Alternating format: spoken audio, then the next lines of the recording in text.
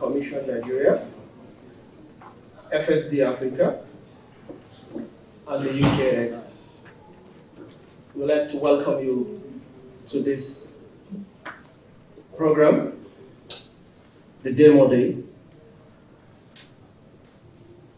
As we are all aware, the BimaLab was launched in Nigeria, and it is a program that is supposed to accelerate innovation in the insurance sector, during which cohorts were selected and they went through 10 weeks of training, support, interaction. We are here today to witness the cohorts display their innovations, products. We'd like to welcome our partners joining us today, the investors that are here with us, and also captains of insurance industry. You're all welcome. In our midst today, we have the Deputy Commissioner for Insurance, Technical, Alhaji Sabio Bello Abubakar, who is here to represent the Commissioner for Insurance, Mr. O.S. Thomas, who is unavoidably absent and sent his apologies. I want to welcome Alhaji Sabio Bello Abubakar to deliver his keynote address on behalf of the National Insurance Commission. The Deputy Commissioner, sir, if you're ready.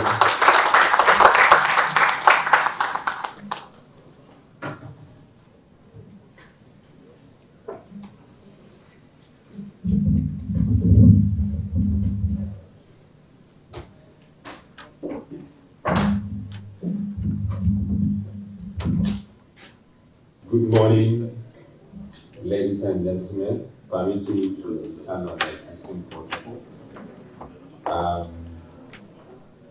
This keynote address actually is to be presented by Honorable Commissioner, National Insurance Commission. But it happens that he is traveling, preparing to travel, so he's not able to. He couldn't come. But the message is that he said I should tell you that he's not physically here, he's spiritually here. So he's with you, and we are going to ask him all the discussions and deliberations we have when we finish. So I'm going to read his keynote address. It's not from me. I'm reading his keynote address. I read as follows. I'm glad to be here this morning for BimaLab Nigeria Demo Day. I told you he's here spiritually, so that's why I say I'm here.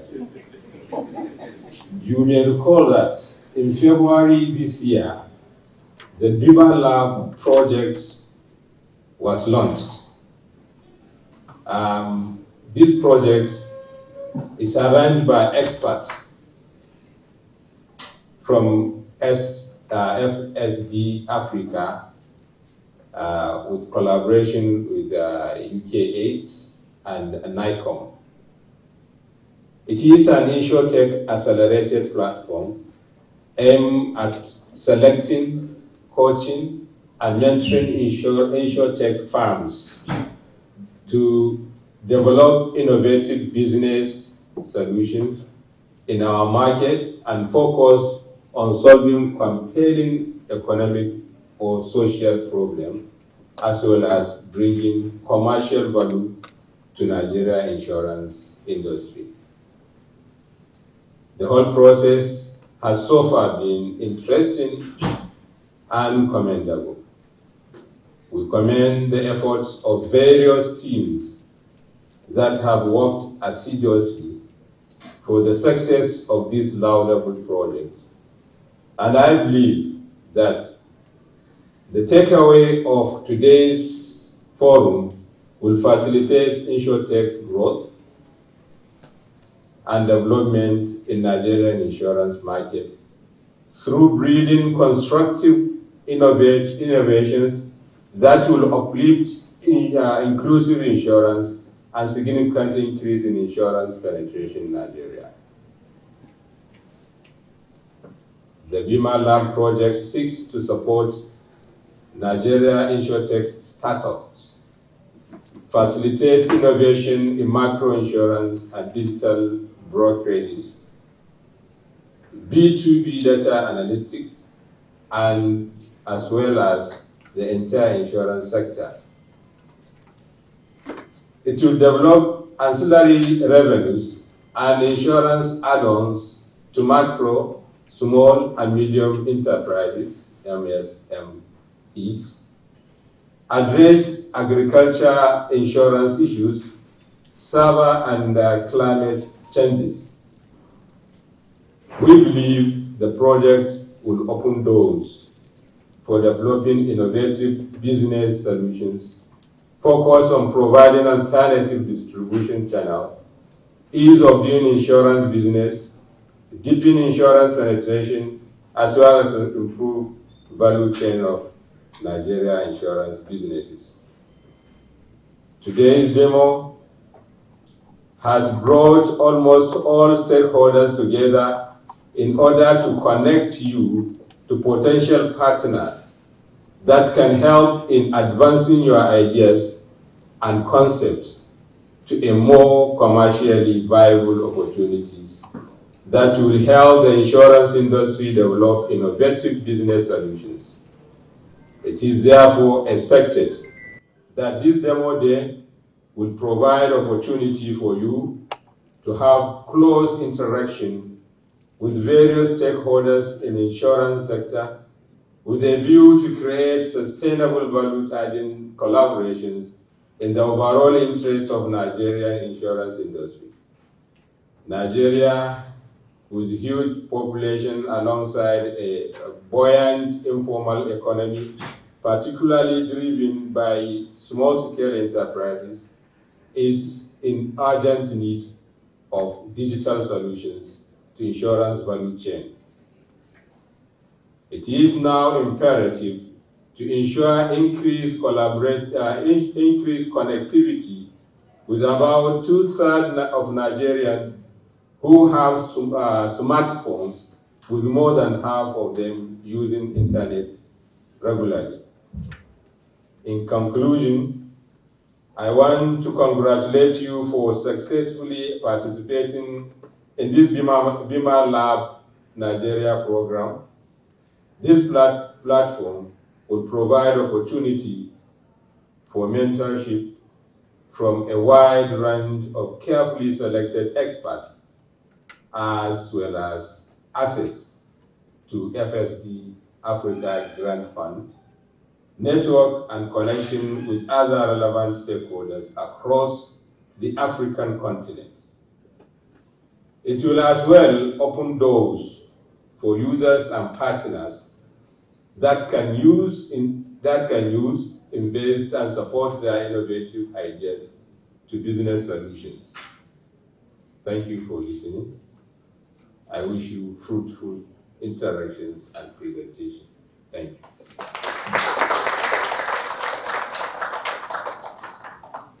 Thank you very much, the Deputy Commissioner for Insurance, Technical, Alhaji Sadi Bello Abubakar. We have heard from the horse's mouth. As far as the Nigerian insurance market is concerned, I think NICOM is number one as the apex regulator. Not wasting our time, we are going to take another keynote address. But before then, it will be interesting for us to mention the cohorts that have been with us in the last 10 weeks. and I'm going to mention them in no particular order. The 10 of them are as follows: PayU Technologies, LLC, Insurtech Technologies Limited, SLDRA LLC, Turaco, Wela Agent, Social Care, Izano Africa, GAM Technology Limited, Ateri and Paddy Cover Limited. Those are the 10 cohorts that are going to display today. And I believe from what is said by the Commissioner for Insurance, if there is anything that the Nigerian insurance industry needs as of today, is digital solution to insurance. That is the way forward. There is a lot of participants joining us virtually, as much number possibly as we have here. We have our next keynote speaker who is joining us virtually. That is the Director, Risk and Resilience, FSD Africa, Mr. Kelvin. Is Mr. Kelvin with us? We are going virtual to listen to his keynote address. Mr. Kelvin, you're welcome. Thank you very much, and good morning to you all. And Mr. Sabio Bello Abubakar, Deputy Commissioner for Insurance Technical at NICOM, thank you very much for your comments, also for NICOM's support. Mr. Benjamin Jones, the Deputy High Commissioner at the UK High Commission in Nigeria, thank you for your presence and your support as well. Tara Merchant, CEO of Swiss Capacity Building Foundation, thank you also for joining us this morning and delivering a keynote. Ladies and gentlemen, it gives me great pleasure to warmly welcome you to this Nigeria BimaLab Demo Day.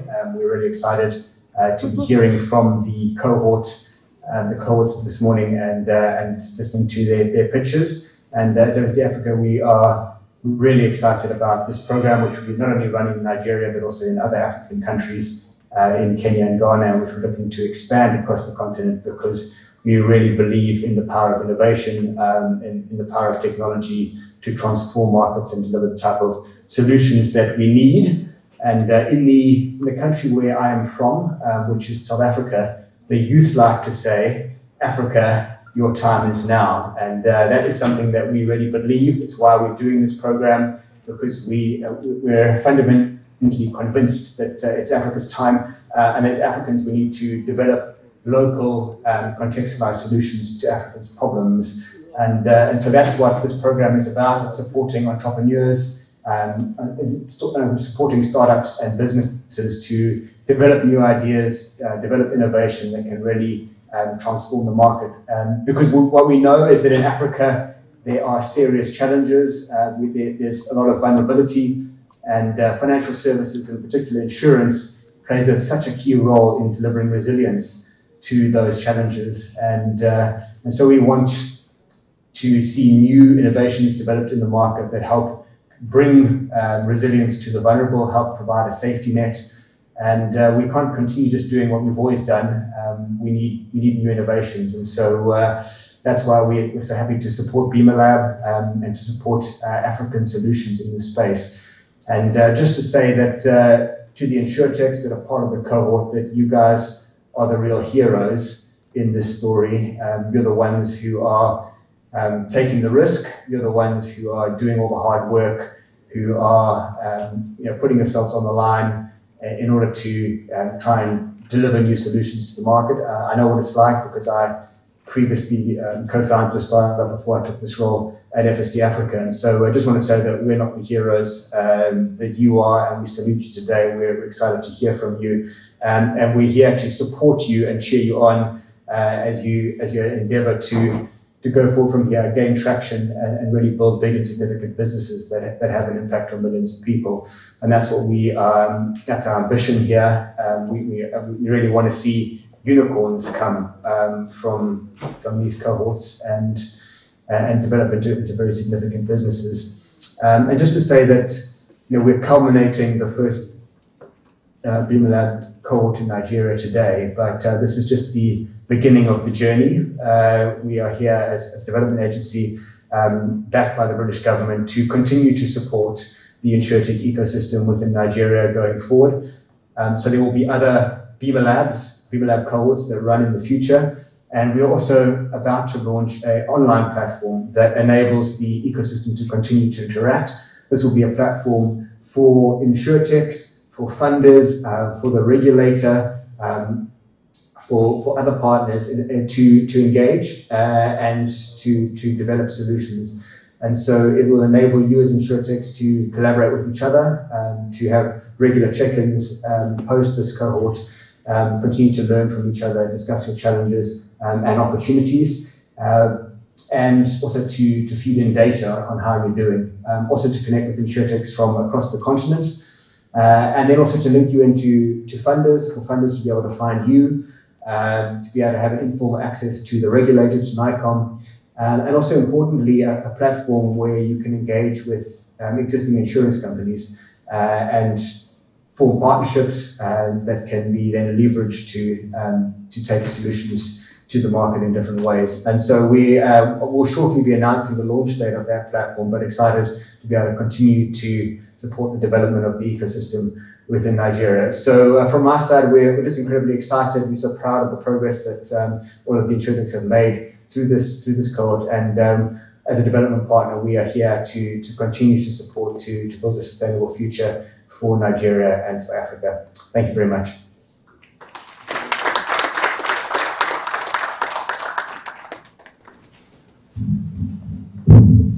Thank you very much, Mr. Kelvin, the Director of Risk and Resilience, FSD Africa, for this keynote address. I would like to invite also the Financial Sector Lead, FCDO, Mr. Bola Karim, to deliver his keynote address.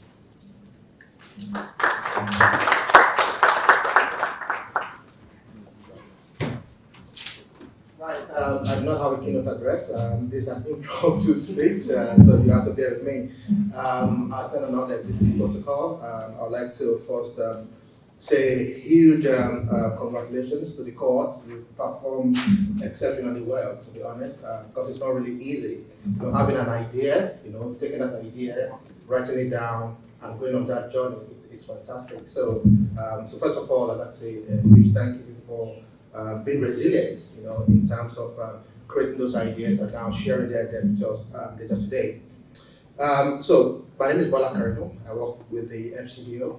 For those of you that do not know, I'm the here. So we provide the funding to FSDA to support innovative ideas such as this. And we're very committed to supporting innovation, not just in Nigeria, across the world. And but we're making so deliberate effort to supporting startups, to supporting youth demographic in Africa.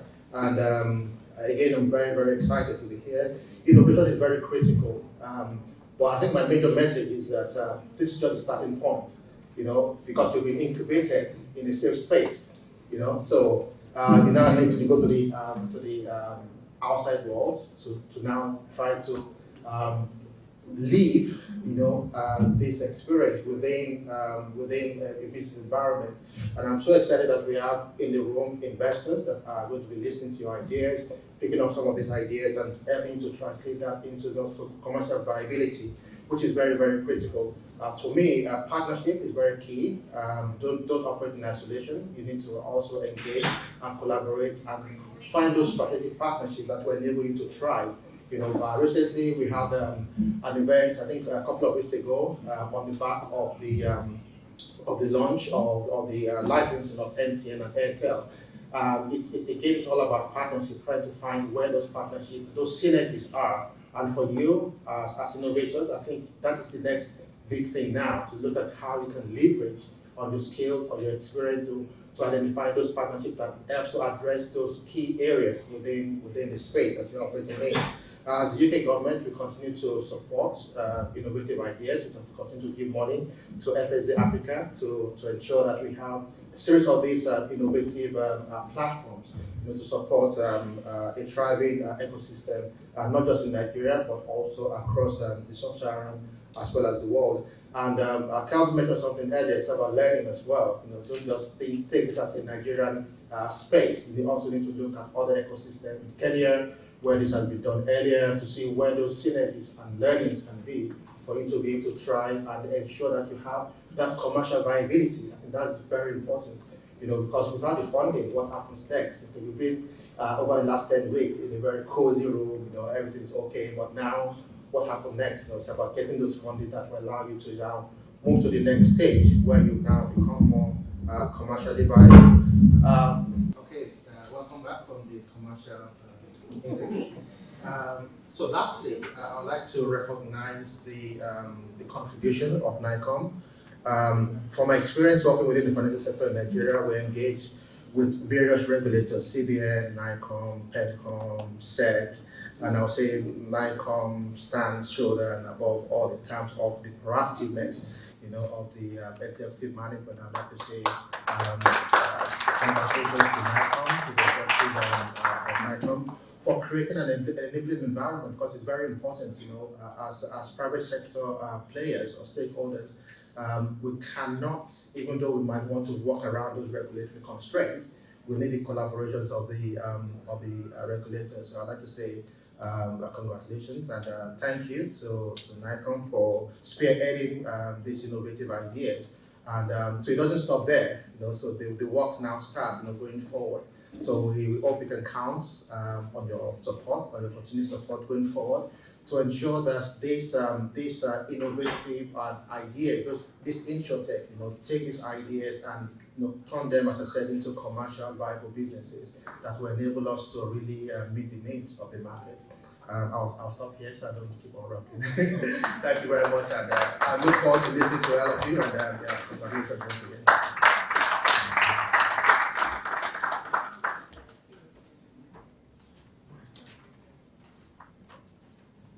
Thank you very much, Bola Karimo, for your remarks. He said he's not delivering a keynote address. So thank you very much for your remark. Interestingly, even though he praises NICOM, but I'm sure anywhere you see funding, those that give the funding are where I don't want to complete it. So thank you very much. The next person that is going to speak to us is joining us virtually. And the last time, she's a familiar face, the last time she met us was virtually. So Sitara, I wonder if we continue to see virtually, but we are glad to have you. She is the CEO, Swiss Capacity Building Fund, SCBF. So she's going to give us her keynote address. Sitara, if you're with us, you're welcome.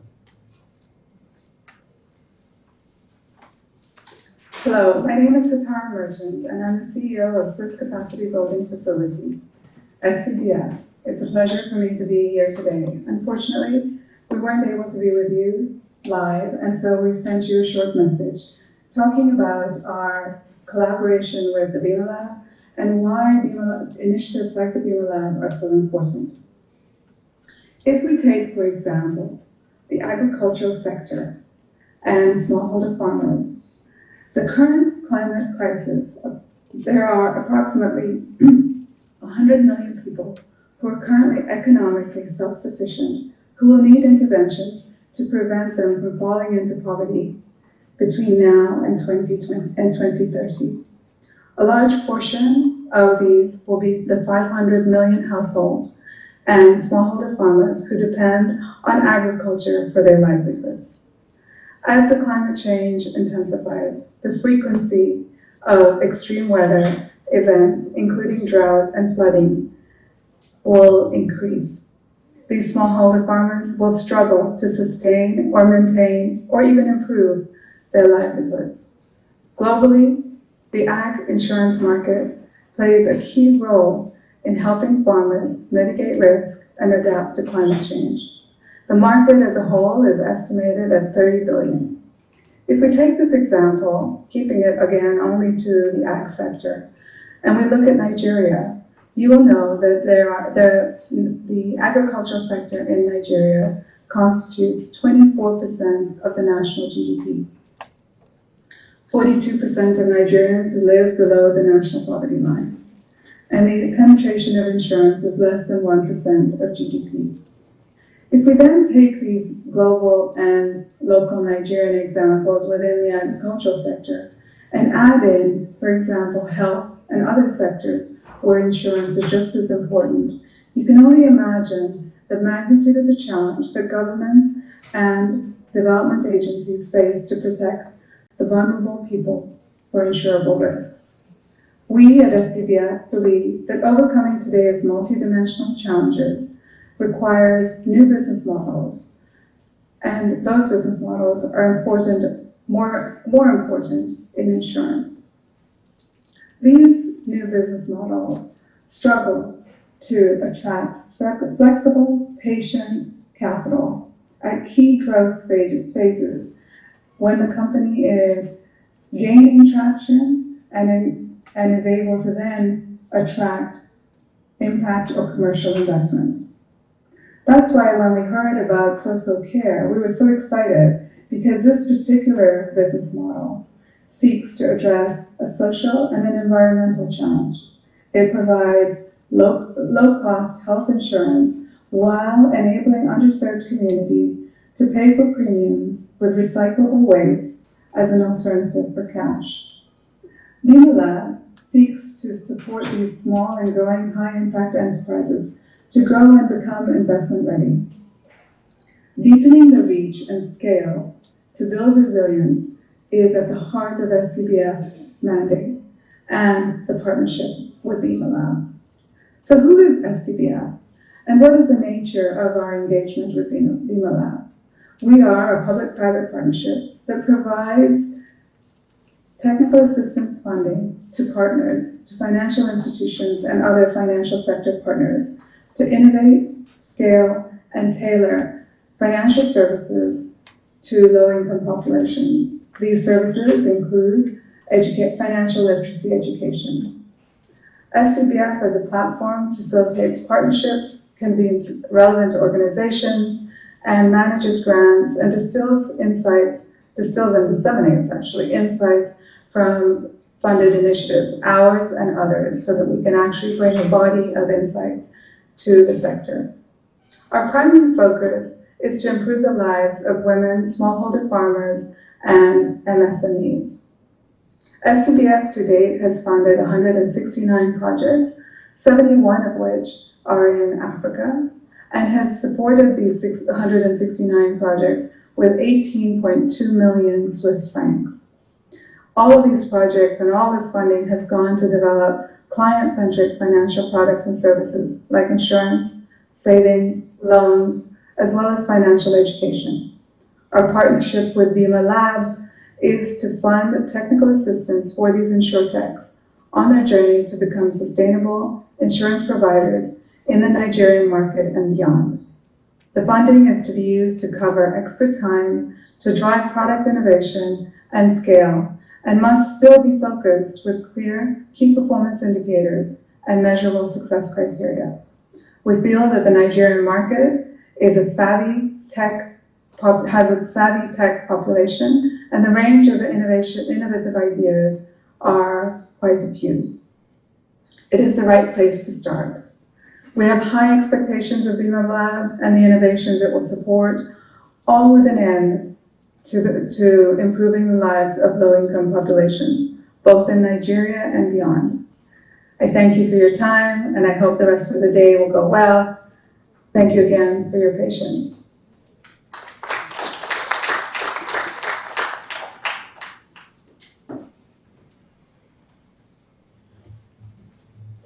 Thank you very much, Sarah, for your wonderful speech. You will all agree with me on one thing. All the speakers are saying one thing. The Nigerian insurance market needs to move forward. What is that way forward? Digital innovation, digital solutions. With the population, huge population, and wide technology cover, more especially as the commissioner said, the use of smartphones, I think will go a great way choosing that path. Next, we are going to have a keynote address. And also, we want, as he is delivering the keynote address, he is going to take us on a panel of discussion, or rather he's going to lead or moderate the panelists to discuss the state of innovation in Nigeria, the opportunities and the challenges. And this will be done by nobody other than our Elias Omendi, the eloquent Elias. So he is going to take us through the panel of discussions. While he is delivering his keynote address, we expect that the stage be made ready for the panelists. So as he is finishing his keynote address, he will also lead us into the discussions. Thank you very much. Elias?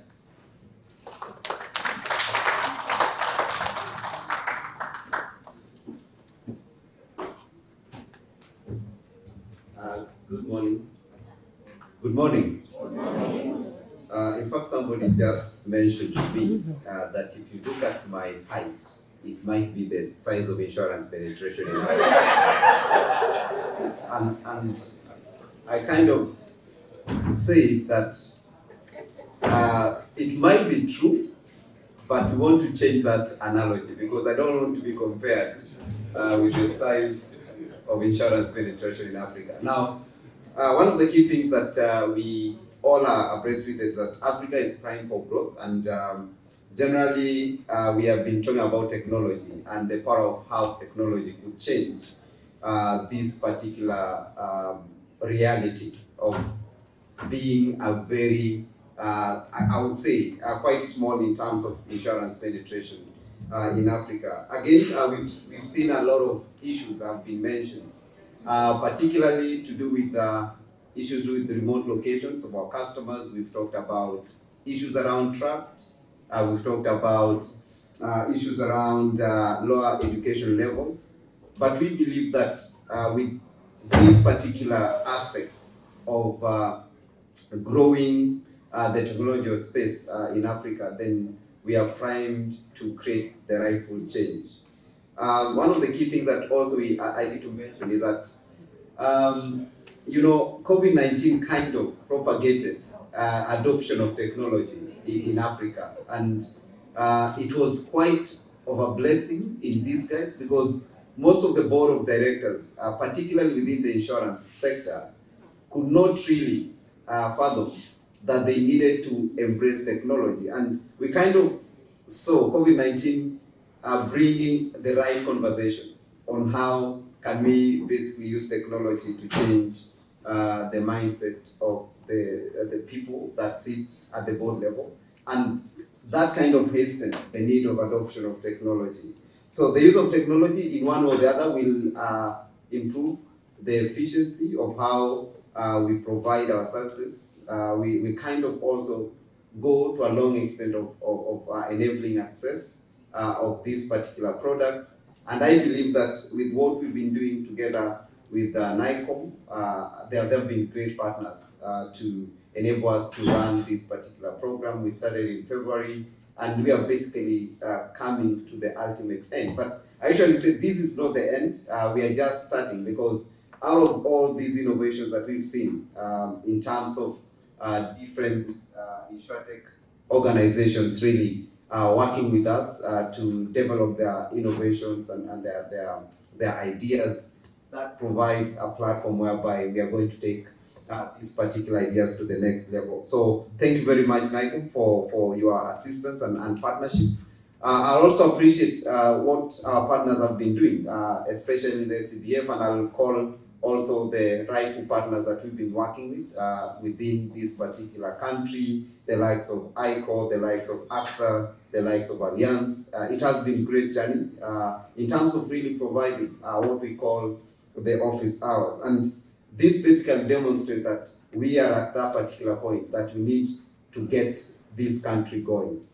We also need to mention that our intention is basically to grow the insurance space, not only in Nigeria, but also in Africa. And we believe some of the solutions that you are going to see today will not only remain in Nigeria. And that's why we initiated a program that we are calling ARTHIC. The best thing is that it was launched in Nigeria. So that basically means that Nigeria has a very big role to play in basically enabling some of these great innovative initiatives to be taken to the next level. So we believe that NICOM will kind of help us together with the government to create that enabling environment, to push and create the necessary protocols, at the same time enable these particular great people that are looking into solving the challenges that are currently faced in Nigeria, but also in extent through Africa to give us the rightful solution. So we believe that we have an opportunity to create the right solutions. We have an opportunity to change the challenges that are currently facing this continent, but also challenges that are facing ordinary Nigerians for the purposes of creating necessary resilience. Now, Nigeria has quite a huge population, and one thing that I usually say, if we are able to increase the insurance penetration in Nigeria, that will automatically translate to an increased growth in Africa. So Nigeria is the rightful place to start. And that basically means that we will have an opportunity to push even to even different countries that are really looking into adopting some of these particular technologies. Just to mention, I know Nigeria is one of the countries that has one of the best unicorns. If we talk about Flutter, then you think about Nigeria. Maybe we should be able to see an insurance unicorn starting here in Nigeria, and that can really transform the space across Africa. I wish somebody would have clapped, but no one. Maybe I needed to mention that in Ghana, but we are in Nigeria. Now, we need to leverage technology, and that is what we always say. That is always what we always have in mind. But we need to make this into action. So I want to call upon my distinguished panelists, because I want to ask questions. Why have they done something across the state of innovation? Are we looking into seeing a difference? Are they going to work with the Insurtech? Because somebody mentioned that sometimes incumbents tend to shy away from innovators, and they're kind of just interested with what already they have. Maybe they'll be able to answer that particular question. So I won't take much time, but I want to call on stage Srivastava Piyush from ICO. Also, I want to call Gozi Ola Israel from AXA. And Karma Ekpe of Allianz to join you on stage. Thank you. You can just join you on stage. Thank you.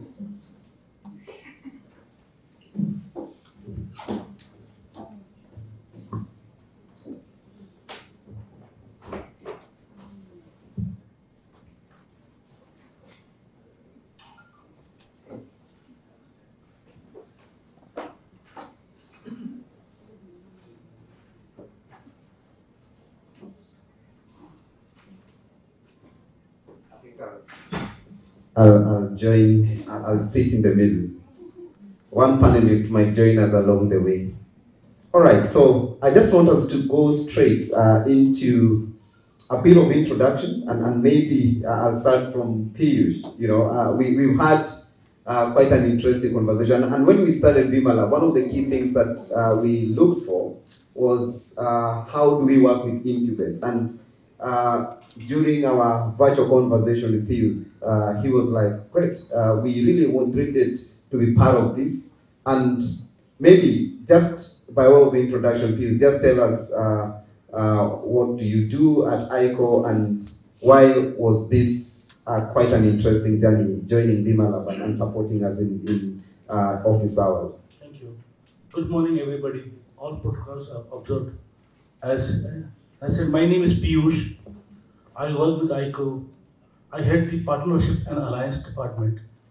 Technically, which means my major job is to work with the partners, incumbents, startups, and the people who can distribute insurance for us, apart from our regular agents.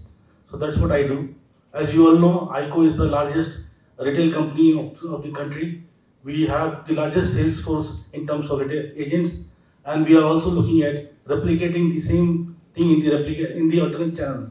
That is why BimaLab was very, very close to our heart, and we wanted to give all our times available to support this project so that we can see success for all of you, followed by our success. Thank you. Thank you, Piyush. Well, that's quite inspiring. Kind of seeing one of the largest companies looking at how they could use these alternative channels, because one of the key things that we've been talking about is how do we just move away from traditional to alternative channels. Let me come to Gozi, and again, Gozi, we had that interesting conversation, and one of the key things that you mentioned was, yeah, let's get this done,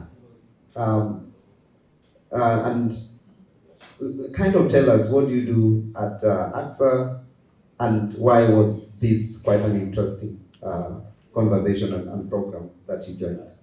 Thank you very much. So I'm Ngozi Ola Israel. I'm the CFO at AXA Mansard. I'm also the Chief Data Officer, and I'm responsible for strategy execution. Why is this important to us at AXA Mansard? I think my colleague said it best. Of course, we're looking to expand beyond the traditional insurance. I'm sure each and every one of us here, if I bring you a form, a physical form, and ask you to fill it, you probably will keep it in your bag and promise to send it to me next time, maybe never. We all hate going to the embassy, filling all of those forms. So just saying that the way we want to be served is the same way that our customers want to be served.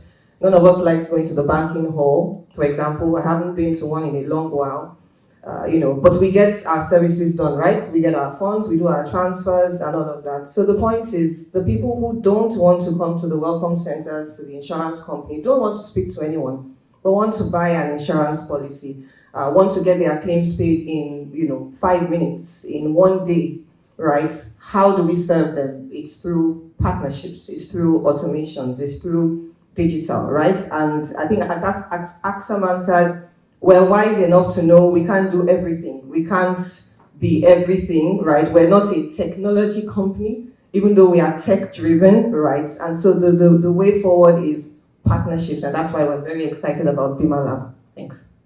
Right, that's quite inspiring, partnerships, and they're not a tech company, but they are highly driven to support tech. So great. I know people in the room will be happy to kind of have a conversation with Gozi. Ekpe, from Allianz, why BimaLab? And just introduce yourself. What do you do at Allianz? Okay. Hello everyone. My name is Kamwa. I'll just stand on existing protocol. I head business reputation and transformation, and if we're to go away from the high-sounding words, reputation, basically how people perceive your business, and transformation, how you make your business better. So I have responsibilities around communications, marketing, project management, digitalization, and simplification. In terms of why we're interested in BimaLabs, I'll just say a little about Allianz itself. Allianz is one of the biggest insurance companies in the world. Recently, we announced a JV code that will eventually see us emerge as probably the biggest non-banking and financial services company in Africa, with presence in about 28 countries. So we are the company that I would like to call a tomorrow company, and that's where our interest is in this program. As a company, we've been in existence for about 132 years, and we are concerned about sustainability. Now, the future of all of the industries of the world is technology, one way or the other. In the insurance space, of course, Insurtech is really important because, especially in developing markets, you kind of see this chasm between the development of insurance compared to other sectors like, say, banking, for instance. So it's almost like insurance is probably a decade behind, and we see this a lot in our markets. So this is an idea that we're happy to jump on because it helps us to position us for the future. And in terms of the fear of new entrants into the market probably making it irrelevant, I kind of think that that is an irrational fear, because the truth is the world is heading towards more collaboration and less competition. And so what it means is I have some value, but you also have some value. So how can we work together? These insurtech startups probably don't have as much experience and deep expertise, but they have technology, they have understanding of new media and trends. The incumbents have deep expertise, they have years of experience, they have data. So it looks like, a very interesting marriage in my opinion. Yeah, so great to talk about marriage. And you mentioned something very interesting, that there's no need to fear, and we just need to collaborate and kind of make it also quite competitive. Now, maybe somebody might be asking him or herself, why do you have this seat blank and there's no one seated here? But we wanted just also to show you the power of technology. So somebody is joining us online. So we have Tope Adeni, the MD and CEO of AXA Mansard. So if you can hear me, kindly just introduce yourself and just take it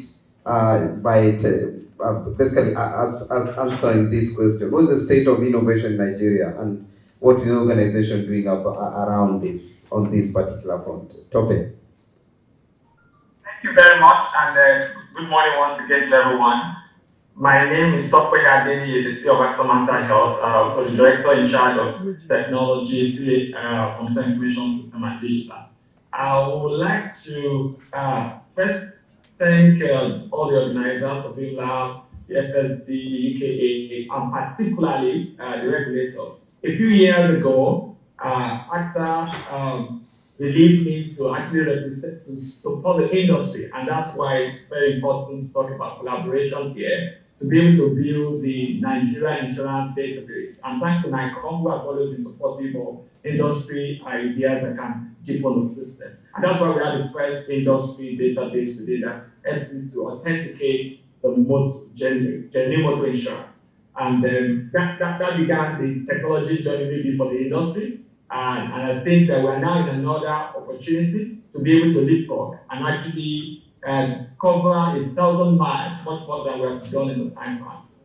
For us at AXA, I think technology is just native to us. We would like to always jump on that which we accelerate growth, we accelerate customer experience, and that will cause us to expand rapidly so that we can actually deepen insurance penetration, also to include a lot of more people into the safety nets that we have been talking about. So very excited to see the BimaLab and all of the core participants to be able to develop innovative solutions across all the areas of insurance value chain. And then we'll be very glad to collaborate, because as an industry, I believe we're going to actually do much more. And let us enter into the club of those who do 5 to 10% of GDP from the insurance perspective. Thank you. Thank you. You've kind of increased my height there from 3 to 5. So let me get back to Piyush. What's the state of innovation in Nigeria, and what is ICO doing in that particular front? See, if you look at Nigeria, the market is moving in a very different direction. Look at the technology movement in past 5 years. Look at 5 years back, the way we were doing banking, and now we do the banking. Look at a telco. We did not have 4G or 5G. But you look at now, 4G is forgiven. Everybody has 4G and everybody is using. Look at the cost of data. Earlier, when I came here, To subscribe 1 GB, I used to pay some serious amount of money. But now, with the say I pay 13,000 naira every month, and I get unlimited data in my house at 10 Mbps, which is very, very good. So technology is moving. Now the question is, are we trying to encash as an insurance industry or not? So what we at ICO started doing is, we started getting ready for the market. As we heard from the commissioner, NICOM is making a lot of efforts to develop the market. So are we. The biggest challenge in Nigerian market right now is insurance knowledge, that I can buy insurance, then I will get my claims when something happens. These two trusts, once they come in, and slowly and gradually started coming in. Thank you for telling that. Thanks to COVID, a lot of people have also started buying insurance, because now they are also scared something can go wrong, health can go wrong. So a lot of movement is happening. So what we did is, at ICO, we started developing products which we call it affordable insurance. Basically an insurance which people can buy at 200 naira, 500 naira, 1000 naira a month. And it can help them covering their life, their health, their shops, their properties. So basically we are trying to take care of the insurance products at a low cost to cover their basic needs. And we wanted to be technology ready. When people come to us, it should not happen, how do we connect the system? It should not happen, a technology company gets the customer data, gets the bank transfer, and then we are waiting for them to give us a form. So we developed all the products at ICO, we have developed the APIs, so we are open to all of you. Whenever you want, system can be married together, and we are seamless to start. So that's where we are from ICO point of view.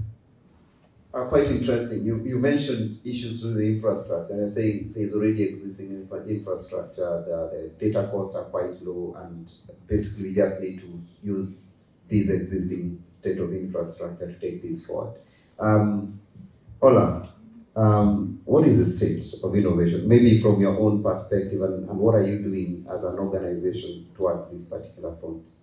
Sure, I think my colleague has said it all. I mean, in terms of where we are as a country, we have the biggest or the first unicorn in Africa, you already mentioned. And I think since then, there's been so much of innovation. We have fintechs, we have online banks now, that you can just bank fully. You don't have to go they don't even have brick and mortar, right? So it's definitely a lot better than before. And the whole idea is to see how insurance as an industry can also catch up on this train that is moving, so that we're basically not left behind. I think it's unfortunate that, insurance is perceived as, the least sexy part, if I use that word, of the financial services.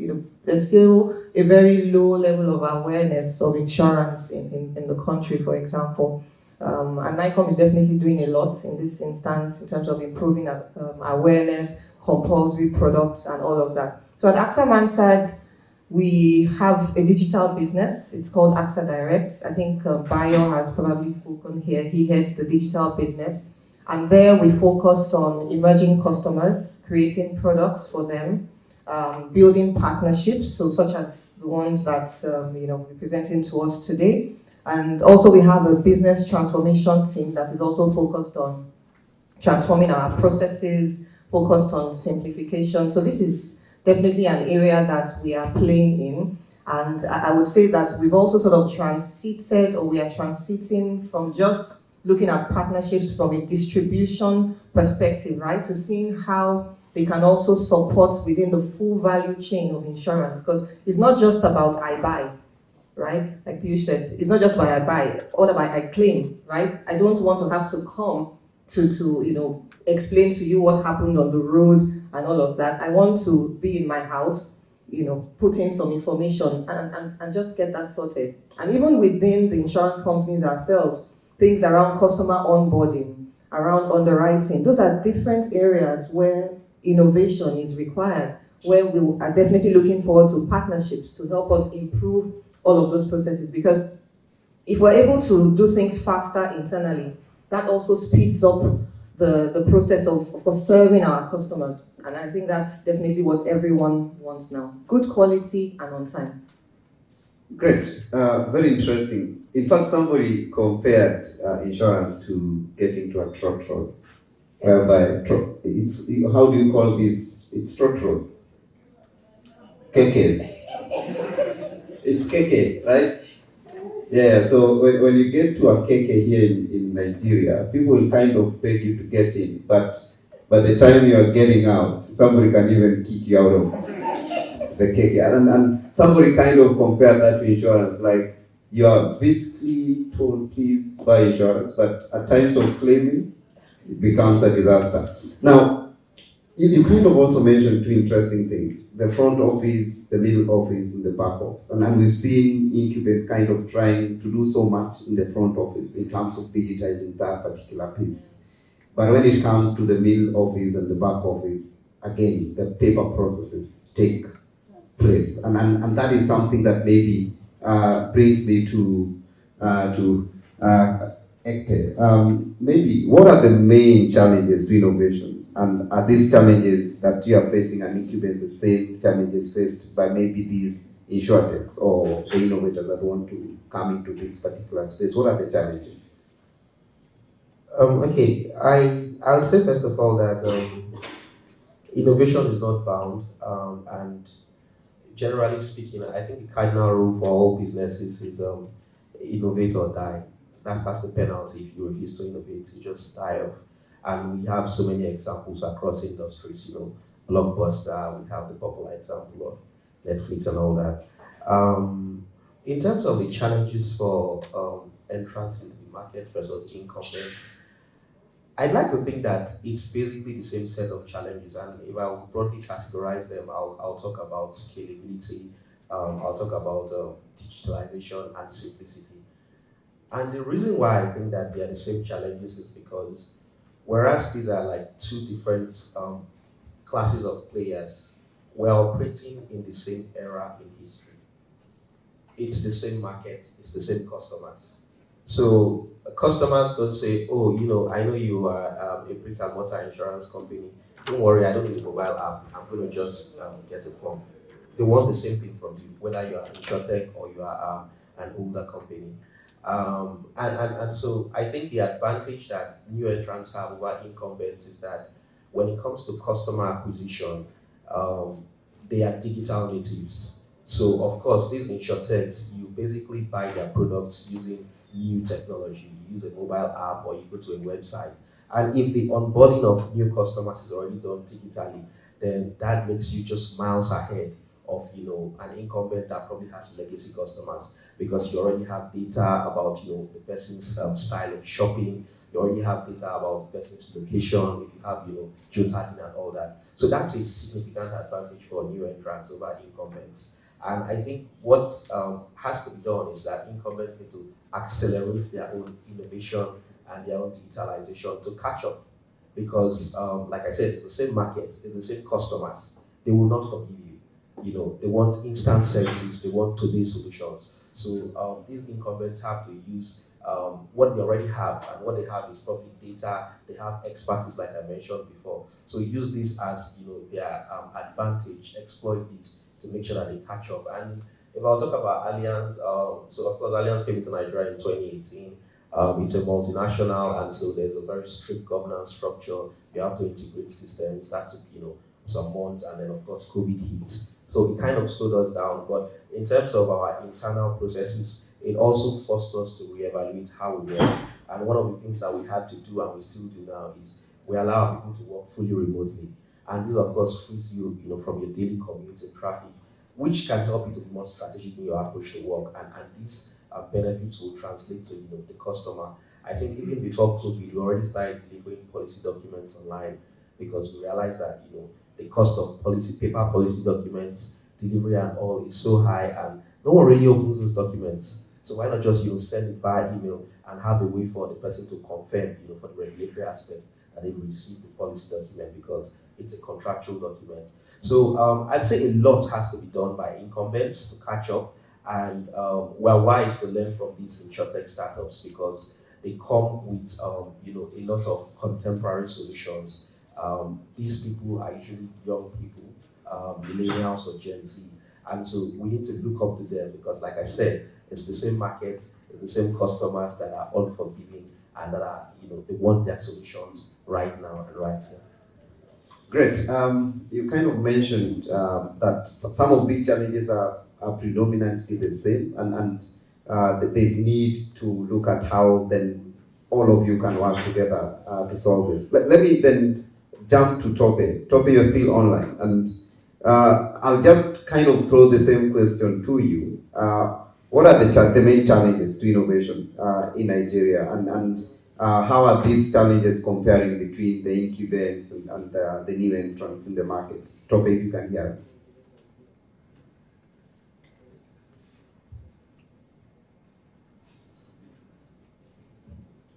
All right, thank you very much. I think I will take it on from what my colleague from Alliance just said.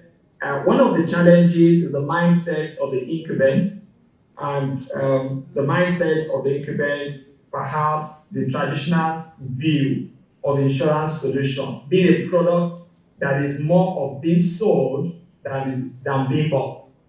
So we must transit from that thinking to see insurance solution as a need product, something that the consumers need, almost next to food. Now, banking is a bought product by default. Everybody wants to bring their money to the bank and for safety, for loan and all of that. The same way we must be able to see that it is possible for us to reconfigure the appeal to insurance solutions such a way that it becomes a bought product and it becomes a priority product for the population, because really, risk products are priority products. The second thing I noticed is the fact that because traditional companies or incumbents actually have legacy systems, so there's a bit of apathy, there's a bit of sometimes slowness in responding into innovative solutions that are a bit disruptive. And it has a very great implication. How to manage the legacy system just requires a right thinking, a right approach and technology set that will be able to transform from where we have to where we ought to be.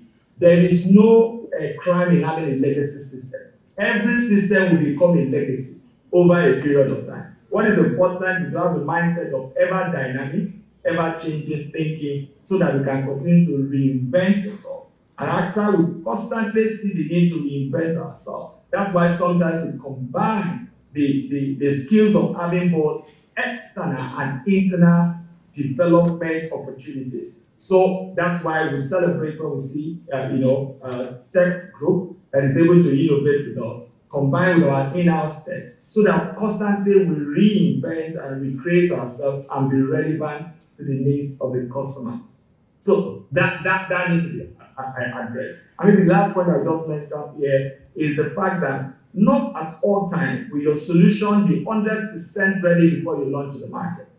Agility requires that get out with a minimum best that you can actually get the market to be able to appreciate and get served, rather than waiting for 100% where the solution is fully ready and everything looks like perfect and foolproof.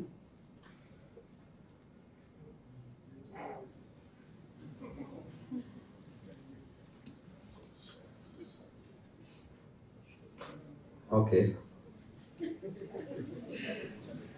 Legacy systems.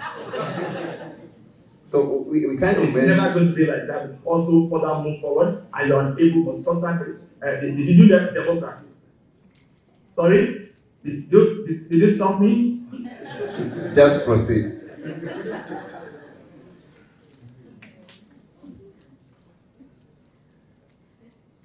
Chope, you can just proceed.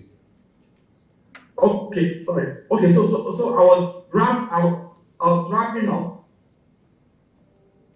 just talking about the need for us to have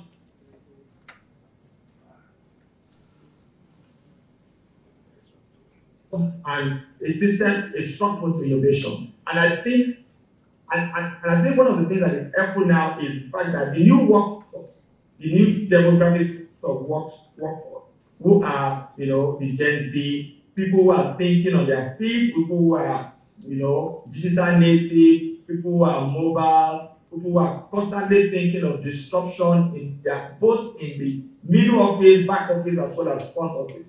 We must give them, we must empower them, we must enable them to be able to take more responsibility, more thinking in the strategic planning, and more involvement in execution. As we do that, we'll be able to respond adequately to the market dynamics, and we'll be able to ensure insurance is taking also, the lead space in the financial service industry, because the consumer actually need us more than what they think today. Thank you.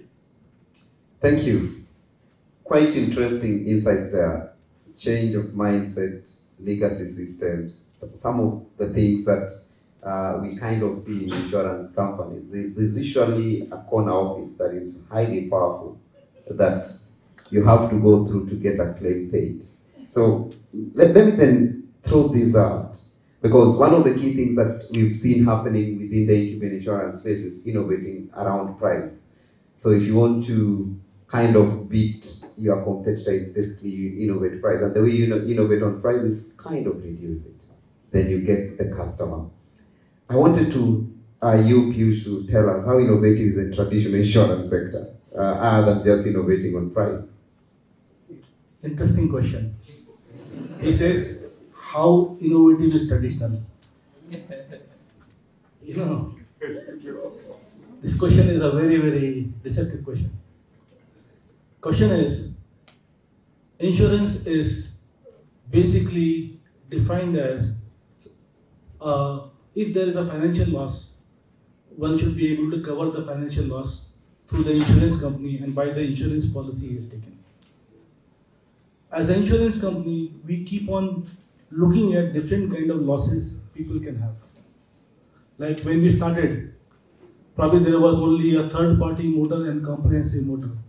Now if you look at motor policies, there are various variants coming in. I'm not talking for me, I'm talking for all the entire insurance industry of Nigeria. We all have been moving our products, adding value into it, so different people can have different kind of products. So we all know one shoe will not fit all.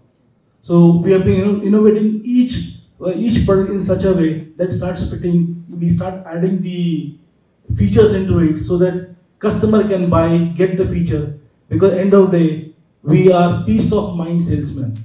Once you buy insurance, what we are selling? We are selling peace of mind. If something happens, don't worry, money will come to you. So from that perspective, we are always ready. And we've been trying to innovate ourselves, doing multiple things, lot of products. We are trying to get into multiple things, but we are open. We keep on learning every day. We keep on creating new products. We keep on coming out with a lot of variants. Hope I've tried to answer your question. Thank you. Thank you. Same. Ola, are we only innovating on price? How innovative is the traditional insurance sector? The traditional insurance sector is not innovative. I think it's almost like putting words and together, right? To be fully transparent, and I'm sure everyone in the room would completely agree with that. I think reducing pricing, I don't see that as innovation. That's more like a pricing strategy, maybe a market entry strategy, right? You just want to get some people on board, and then perhaps along the way to see whether you can then increase the prices. So that's not what I would call innovation in itself. Otherwise, right, I think what would be innovative, for example, from a pricing perspective, is sort of what Piyush mentioned, to say comprehensive motor insurance is, let's give an example, is 20,000 naira, right? And that covers you for, say, burglary, flood, accidents, sort of thing. And to then say, if you are only interested in burglary, for example, if that is the risk that you are, that you feel you need to protect yourself against, right? So buy just that singular cover for X naira, right? 5,000, 10,000, that's innovation, to say that you don't have to buy all the different covers that you may not need. You can buy the one that you are interested in at a different price. That definitely, would be appealing, and that is also something that we all try to do in terms of pricing. Thank you. Right, so we are seeing not using only pricing strategy to innovate, and maybe we need to do more than just price undercutting or something like that. So there was something that was said earlier, that insurance is not, in these terms we talked about, it is not sexy. And that is what you mentioned, Ola. Now, regulator on the other side is taking care of this girl who, in one or the other, we are saying that the girl is not good looking. And I just wanted to know, and this is, I'll put this to Ekpe, is the regulatory and supervisory framework in Nigeria real or perceived impediment to market development and innovation? Are they basically not dressing this girl the right way? I was hoping this question will follow me. And yes, here we are. It's a very interesting question, and I think in the end it's going to be a matter for perception, right? So I would say, and very frankly too, that over the last few months we've seen a lot of top-down drive towards innovation from our regulator, and I think we need to put our hands together for the regulator. We've seen that NICOM now allows you to send requests via email, turnaround times are faster. BimaLab is an initiative of NICOM, and that's something that you don't see around in other industries, where they're actually saying we want new technology to thrive, we want new entrants to come, and we want you guys who are the incumbents to collaborate with these guys. So I think that's really our answer. But I'll talk a little more about the future state we'd like to see, because again, you can always improve no matter how good you are currently. So I think there has to be a lot more in terms of flexibility when it comes to regulatory framework. Now, the regulator is charged with ensuring that there's the sanity in the industry, so there has to be a regulatory framework, all right. But the gap I see here is that customers don't understand these regulations. So I think the challenge is that insurance is law, basically, because we have contracts and all that. And law is convoluted. You have clauses, you have different statements. If it's like this, then this will happen. If it's like that, this will happen. Customers don't care about this. I mean, who reads terms and policies when you buy a TV or a device? So that is something that we probably would want the regulators to drive some more flexibility around. And what that means, for instance, is, I'll give you a simple example: intuitive products. I think that one thing we struggle with in the industry today is that our products are not intuitive. So someone buys a car insurance and he believes he's insured, right? What are the risks he probably thinks he's insured for? Maybe an accident, maybe fire or flood. And at the point of policy, he learns that, oh, you know what? You didn't buy a flood cover, so we're not going to pay your claim. The customer would feel like you cheated him. But you're right? Because legally, the contract, the clauses all clearly state. He just didn't read it. Now, the challenge is that this is not a dispute for legal resolution. It's going to be settled in the court of public opinion. They'll go on social media and say, oh, my insurance company cheated me. I've been paying claims for like 4 years, and there was flood in Lekki, and it didn't settle my claim. And brands know that you never win in the court of public opinion. You always lose. Because people will then want to pull out their businesses, they want their friends to pull out their businesses. So when I talk about intuitive products, what I think we have to do is, we have to find a way to make sure that the insurance serves the needs of the customer, whatever those needs may be. If it's a car insurance, then we find a pricing that works to make sure that all of the risks that are likely to crystallize are covered. And so when this person has insurance, he knows that there's no loophole that will probably be sort of entrapment by his insurer, which makes the customer feel like he's in a fight against his insurer instead of being protected by his insurer. And I think we have to do a lot more about that. And we are really doing well already in that. We have phone screen insurance, which I believe AXA Mansard piloted in Nigeria, which is really intuitive. Because when you buy your phone, if the phone doesn't get lost, the biggest problem we have is the screen below. And if it's a Samsung, me.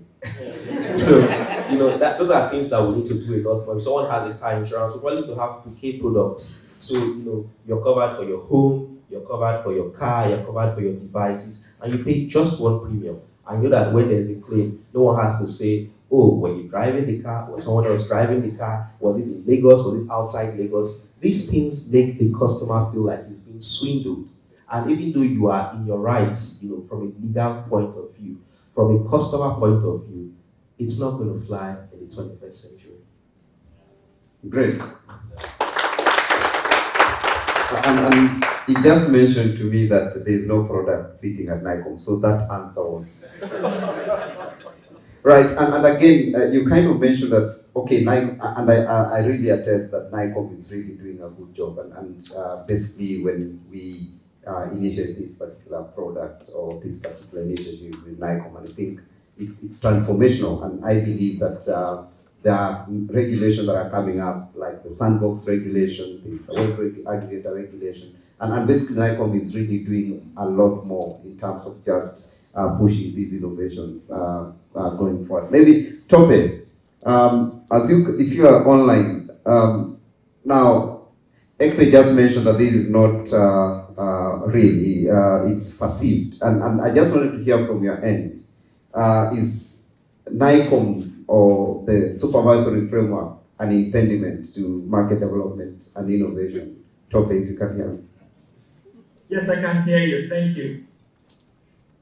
I don't think so. They're not an impediment. So let me start from my own personal example. Like I mentioned earlier on, a couple of years ago, there was an opportunity for us to develop industry-wide framework and database so that we can check for fake insurance and different motor insurance particularly. NICOM wanted to do this as well so that they can expand the market, and NIA also decided that this is an opportunity for the association, let us do it. And true to NICOM stepped down and said, go ahead. And that was what I was opportunity to be the team to develop for the industry. Today it works. Now, NICOM has been supportive and helpful, but what can we do better? I believe NICOM can still do better for us, particularly in the area of agility and flexibility in approval of products. So insurance needs to be innovative. Insurance needs to be quick to market. The speed, because insurance is new to several millions in Nigeria. So therefore, there will be a lot of things for us to be able to do quickly, test quickly, fail safe, and come back. NICOM needs to put a framework into the approval process such a way that insurance companies can come up with sneaky products that is comprehensive, and they can quickly change it with ease and get approval again to relaunch, or give a broad framework that allows insurance companies to maneuver in building solutions, customizing solutions that tend to several needs without having to go for approval at every point of slightest change. Whether the change is just in one clause, whether the change is just in one coverage expansion, that will enable the insurance companies to become more agile. By the time we become tech-enabled, in the tech world, the digital world is saying you can actually configure it the way you want it. It's like the Dell of those days, you pick all of the hard disks, all of the configuration, you pick and choose. So we are moving to a point where the consumers want to design based on what they need, based on who they are, based on their aspiration. So ability to be able to make insurance sneaky requires that ease of customization by the consumers, by the operator, and therefore NICOM that is regulating and providing the framework must be able to help us to have good structure in place to enable agility of the insurance companies, to enable approval to be simpler, quicker, and to enable us to be able to innovate very quickly, very timely, without losing the control, of course, that is required to protect the customers as well as insurance companies. And there are many more, but I think the part of agility and good framework is very important. I would also like to mention that NICOM is starting to take a step up in their own information framework. Information technology design, even of NICOM processes, needs to go up. We need to move from just email to reporting on portal exchange, to report such a way that Nikon can have a good view of the entire insurance companies at any time. See, that a CBN, for example, understand what is going on in the entire banking industry. So they can take a decision very quickly. They can make a move that will stop collapse. They can take a decision on a daily basis. They can change policies quickly, or they can change guidelines quickly because they're on top. They don't need to wait for 1 whole year of banking operations. They don't need to wait for half-year reports. Technology of Nikon also needs to take the next stage of such a platform that can monitor what is going on in the market with the ability to be able to further expand the market, correct the market where there's a need to correct, and be able to get the entire market to improve significantly. Thank you. Thank you. Yeah, so they are applauding. Right, so quite interesting views there. SupTech, RegTech kind of complements hand in hand with Insurtech, and that is something that Top has mentioned, that there is need from industry's perspective to kind of also start embracing supervisory technology as part of enabling the market to be aware of that time T. We mentioned time T. I want us to come to a close. I know we can keep on talking about this interesting girl that already we've had Ekpe saying that she has already started applying foundation. Then Tope mentioned that at least there's some lip balm happening with the insurance sector. So let's get some closing remarks. What are the opportunities of Insurtech that will be showcasing their solutions today? See, the market is wide open. Market is very, very wide open because we are sitting in a country where penetration is just 2%. So whatever we do, we have to just focus and keep on doing it, because we are fighting only one challenge: the belief insurance will work for me and I can buy it. So whatever we do, we have to be ready for a marathon, because end of the day, the rewards are big for all of us. Most of us, when we start a new organization, we think as soon as our technology is ready, the money will start coming to us. It most times doesn't happen, not only in insurance, other ways also. So we have to prepare for us. We have to have a plan very, very strong. If the business plan is not strong, and the partnership with whom you are going to, have your business plan strong, have your partnership strong, and then go for your customers. There is no way we will not find customers, and if we find customers, keep them happy, we'll get success. Thank you. Hola. Thank you. So I would really echo his words to say definitely there are great opportunities. We are interested. Many people are interested in simplicity. The awareness is increasing, and hopefully with more digital options, the awareness will continue to increase. So we're definitely ready to discuss business with you. And I'm sure that other insurance companies, even beyond those of us who are represented here, would also be interested. So I think definitely COVID was a game changer, and we should definitely leverage on that. Thank you, and all the best. I think something that is a fact is that insurance fundamentally cannot be sexy, because it forces you to confront harsh realities: death, accident, permanent disability, fire. It's not sexy. It can't be sexy. It can be. But I do think that the opportunity lies in how we provide it, because in the end, these harsh realities are still realities. Whether you want to confront them or not, they will come at us at one time or the other. Like they say, no one is getting out of life alive. So I think a real opportunity, which I think will be covered today and probably in subsequent cohorts of this, is embedded insurance. And embedded insurance really talks about you buying insurance without actually buying it. So I'll give an example of a company in Asia, which I think happens to be the fastest growing insurance company, except it's not an insurance company. I don't know if you've heard of Grab. They actually sold about 100 million policies in less than 2 years. What did they do? So they have this easy cab like Bolt or Uber, and what they do is when the driver covers a certain number of kilometers or miles, then he gets a life coverage up to a cap, a sum assured. When he increases his trip, he gets a higher cap, and on and on. And before the person has ridden on their app for like a year or two, he has insurance coverage of probably $50,000 or $100,000 sum assured, and he never paid a dime. But what happens is at the back end, there's some deduction, there's some algorithm that is making some deductions and crediting these deductions into their life insurance. That's the future of insurance, that's the opportunity, embedded insurance. And I think we already see many ways we can apply this in our local market. So we have ride-sharing companies, we have e-commerce, for instance. People shop all the time. If there is a way that people are paying for insurance, I don't feel like they're actually paying because it's a grudge purchase. And then when there is a claim, they have insurance, but there was never an active purchase, it was a passive purchase. That's a massive opportunity. And that can really move our penetration from the paltry 1 or 2% where we are to something in the neighborhood of where banks are currently. And I think that is something that Insurtech need to look at very closely. People need to buy insurance by using everyday services that they would use anyway, and then they have coverage and they are protected. Thank you. Tope, what are the opportunities for the Insurtech as we close? If you can hear us.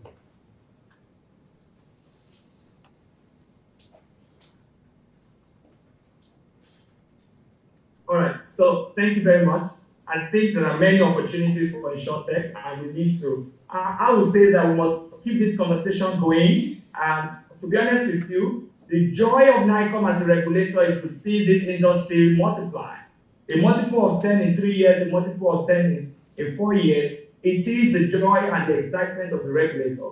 The regulator wants to become another PENCOM, another CBN by sheer size, by sheer revenue, by being able to say to the Ministry of Finance, we have deepened insurance penetration, we are covering 50 million people, and so we are able to restore 50 million businesses if anything goes wrong. We're able to preserve 50 million times 3 family members if anything goes wrong. That is the strength, that is the job of the regulator. The same thing with the operator, we're able to build size, and of course, as a nation, we're able to increase the wealth and productivity of everyone. So there, what we need to constantly do is for us to have this kind of conversation. We have been waiting for the BimaLabs guys. We have been waiting for you. We have been waiting for those who will help us to digitize the entire value chain. And so we just need to move now very quickly. The entire industry has been waiting for us. We can't afford to sleep another one day. We've got to move now. And I want to say to all the BimaLabs and everybody that inside the insurance current system, there are a lot of knowledge, a lot of zest, a lot of vibrancy just needed to be unlocked.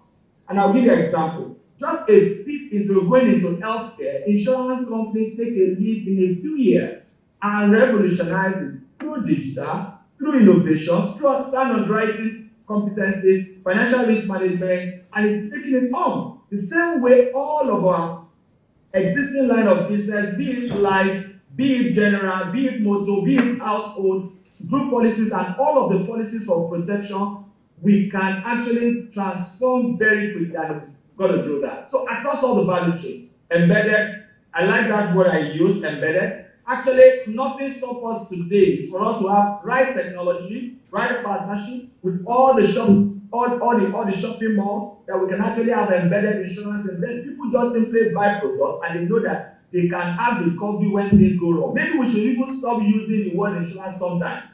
Just call it protection. Just call it safety. Just call it extra care. Just call it opportunity for you to continue to win all your lifetime. You have your TV is there for lifetime, it's able to change when anything goes wrong, and that way people can connect to it. They are buying insurance without them knowing it. That's how to make this thing. So I agree with Ngozi that we must make it sticky. It can be made sticky.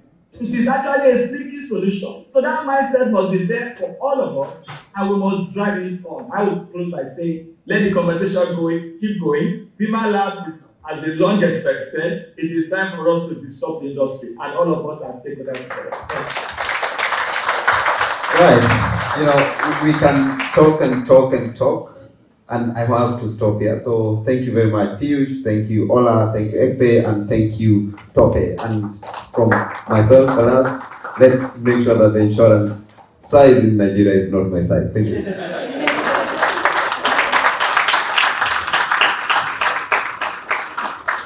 Can we please put our hands together again for the parents? What an interesting discussion. We have said it before, we will say it again.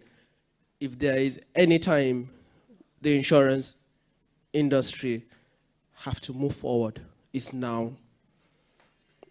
The industry have spoken.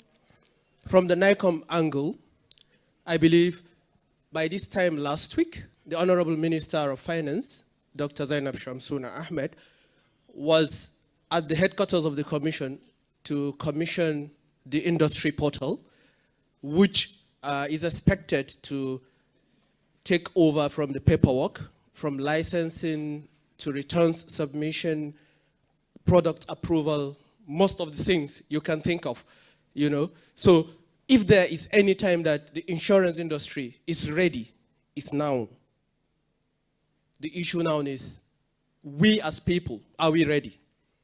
The industry captains are here, NICOM is here, partners are here, the investors are here, so we should answer that question. Ladies and gentlemen, before we break, I would like to welcome the British Deputy High Commissioner, who has joined us in this program while the panelists are having the discussion. You're welcome. Before the break, we are going to take his keynote address so that we will have time to continue with this interesting discussion after the break. So in Africa, they said where there is a masquerade, you know, others will have to. So please, we have to adjust the program and take on the Deputy High Commissioner, Mr. Ben Lewin-Jones. You're welcome, sir. I remember Kamara said, when you mention his name, you must mention the OBE. So please, before I get kicked out of Lagos, the OBE, you know. Thank you, sir. Thank you very much indeed. Thank you very much indeed. Yes, I'm Ben Llewellyn-Jones. I'm the British Deputy High Commissioner based here in Lagos. I stand between you and coffee, and I feel that pressure, believe me, don't worry. So that's, I won't be long. Secondly, I was disturbed to hear that insurance can't be sexy. I used to sell insurance. I used to be a loss adjuster as well, and I had reasonably high opinion of myself. So I'm hoping that I can bring the sexy back to insurance if somebody can. Good afternoon, or good morning, really. I just want to say, firstly, I'll stand on existing protocols. I feel like I'm amongst friends here, and it's nice to be so. And it's really a pleasure to be with you. And listening to the end of that panel, but also following some of the progress that you've made and the conversations that you've made. It's really, really not just enlightening, but also stimulating and encouraging to hear innovative ideas, solutions being put forward to solve some of the challenges that people talk about. And as somebody who used to sell insurance, this idea that you have to explain to the customer what went wrong and why they're wrong, that's not fun. You don't want to do that. As someone who used to sell insurance, the idea you have to have a long and difficult transactional relationship with the customer, that's not fun either. You want it to be easy, accessible, workable. You want technology to work for you and for the customer and to give them the assurance they need. So, you know, in every respect, I commit to what we're trying to do here and believe in it, and have seen it myself when it works and when it doesn't. So totally agree. And I'm very pleased and privileged that through the UK and Nigeria British High Commission, through UK aid, we can support FSD Africa and indeed NICOM in taking this forward. And I'd simply echo the warm words which have been said, but I think with feeling around how NICOM has really embraced this agenda, and that has to happen, and it has happened. And I think we really not just welcome that, but support it. And more power to your arms, and whatever power we can give to your arms, we'll give, because we really believe in it. Digital startups, have reinvented and championed innovation in Nigeria over the last decade to improve livelihoods. And there was an estimated $1.27 billion of investments in the Nigerian digital ecosystem in 2021, which is around just under half of total tech investment in Africa, which is astonishing in a way, but in another way, not at all, because we're all familiar with the creativity and innovation here in Nigeria. So I'm not surprised, I am pleased, And I guess the challenge is how we do better than that. And in this space, we're very keen to. There's also been kind of commendable democratization, if we can call it that, of technology in various sectors: financial services, healthcare, education, agriculture. I'm very interested, I haven't heard it yet, but perhaps you've spoken about it, to understand how major mobile network operators in Nigeria, as they roll out mobile money, and they will, are going to embrace this space too, and indeed change where business can be done, how it's done, who's doing it too, frankly, and the scale at which it can be done. I'm acutely conscious that the insurance market's simply not, well, it's a huge market, but simply not accessed and tapped into enough, and customer awareness is still ridiculously low given the kind of challenges that are faced and will be faced. So how mobile money and technology can make it available to people and make them understand what they need is hugely important. And we're very, very committed, the UK government, to leveraging technology and innovation as major, major vehicles for making sustainable impact in Nigeria, not just fly by night, but here to stay. And this has been demonstrated in our support to government agencies, the private sector, to NICOM, through Financial Sector Deepening Africa. Crucial really to fostering the development of an Insurtech ecosystem that focuses on growth, but importantly inclusion and those kind of strategic alliances. So just to say again, my appreciation to NICOM for championing the development of the Nigeria BimaLab. The collaboration and full support of NICOM is instrumental to the success of this maiden BimaLab program, and I'm positive the various solutions today that would expand access to insurance products and services to underserved demographics will be taken forward. And this is a significant step, it always is, but it's good. But I really, really think it's important now to look at the long-term sustainability, where you go to from here, how you go there. I know you will. So I said I'd be brief, I promised I would be. I didn't quite bring the sexy back to insurance, but give me time, I've got time. I just want to say a big thank you, really, and express all of our support, all of our goodwill, and really more power to your arms. So thank you very much indeed. Thank you.